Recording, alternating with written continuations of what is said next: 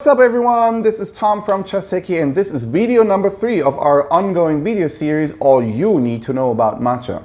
Today's topic is secrets of the matcha production and I'm going to dive right into it. Did you actually know why matcha is so special? Well, you can consider yourself lucky because I'm going to tell you everything I know about tea production or especially matcha production, and after this entire series you can call yourself a matcha expert. Okay, so the reason why matcha is special is the way they grow the tea in Japan is very differently than in other parts of the world. For example, in China, they grow the tea leaves in plantations or the tea plants in plantations, then they pick the tea leaf, they bring them to the factory, and then they produce neither a plain green tea or an oolong or a black tea or a pu'er. In Japan, they do something completely different. They start to shade their tea plants, which means they have big canopies, or in the past they used bamboo mats, and they put them above the tea plant, which takes out about 90 to 95% of the sunlight, and the tea plant is getting tortured, it's going completely crazy, and it's producing more and more chlorophyll, vitamins and minerals, and everything is sent directly into the tips of the tea plant. So the first couple of tea leaves are supported the most, and that's why matcha, or the green tea in Japan, has this very, very vibrant green color. So what happens next is they shade the tea plants for at least 3 weeks to call the matcha actually a ceremonial grade matcha. So after 3 weeks shading, they start to pick the tea leaves, and then they bring the harvest directly into the tea plantation, or not into the tea plantation, into the tea factory, into the tea factory. And right after it arrived in the tea factory, the tea leaf is getting steamed. It's kind of like blanching your vegetable, so you prevent the nice vibrant green color. After this step, the tea leaves are moved into a big, actually it's a fan, big fan surrounded by linen, and the tea leaves are blowing up, and that way they already start the drying process. The next step is, after the air drying, the tea leaves are moved into a oven, and they have different steps into the oven where they dry the tea leaves even more. The final result after this drying process is that the tea leaf actually lost almost 90% of its humidity. The next step is the deveining. So what they do is they take all the stems from the tea plant and also the veins, and what is left is called Tencha, which is the plain tea leaf, nothing else but tea leaf. By that time the tea leaf has about 10% humidity left over, 5 to 10%.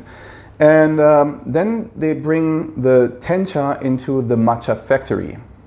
The matcha factory is, depending on the size, usually a couple of stone mills, and in the past they did that by hand. So it's a stone mill. In the middle you have a stick, and you have 2 layers, on the bottom a very heavy part, and on top of a very heavy part with a hole, and then they put the Tencha into that hole and they grind that.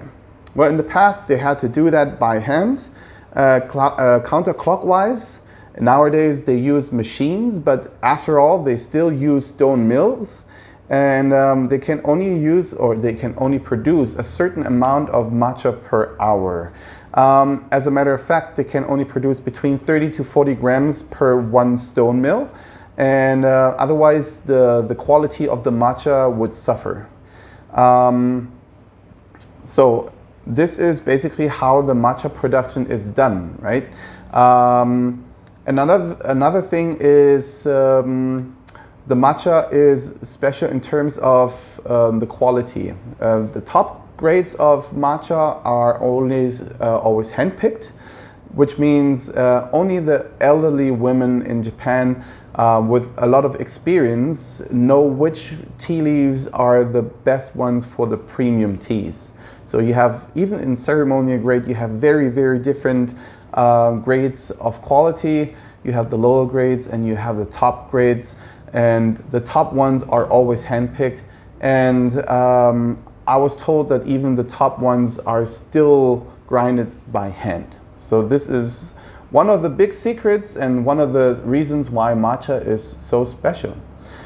Another thing is, if you have a ceremonial grade, you can be sure that this is a spring harvest, which means these are tea leaves that are harvested in April or May, depending on the weather. Sometimes it's late April to early mid-May.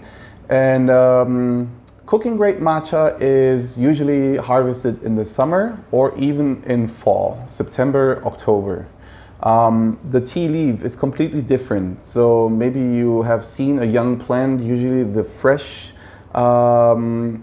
branches are very, very fine, very gentle, and older ones, older leaves are thicker. It's the same thing with tea. So the young tea leaves are very gentle, very soft, and the older tea leaves are very robust.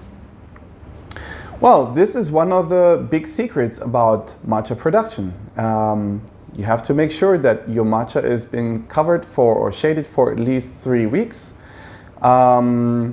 The way of the production process is very important, that the tea leaf is getting steamed, then it's getting dried, it's getting deveined, and then they have to grind the tea leaf or the tencha into matcha. The finer the powder, the higher the quality. Actually, they measure that in microns, and usually a good quality matcha has around 5 microns. Cooking grade is 15 to 20. So you can check if you have flour, like regular flour. This is almost the same consistency as a very good matcha. Well, this is all for today.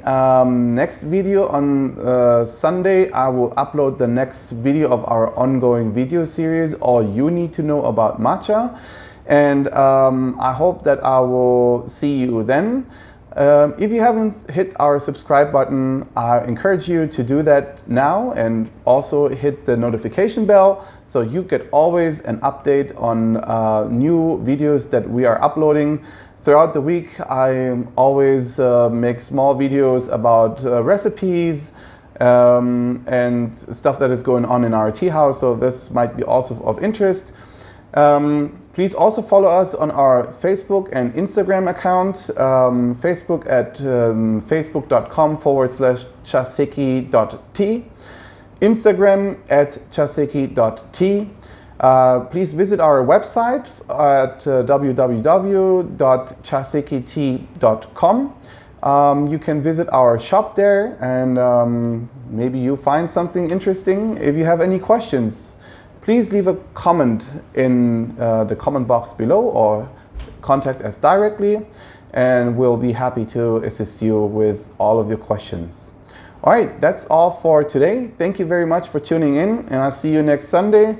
Until then, take good care. Bye.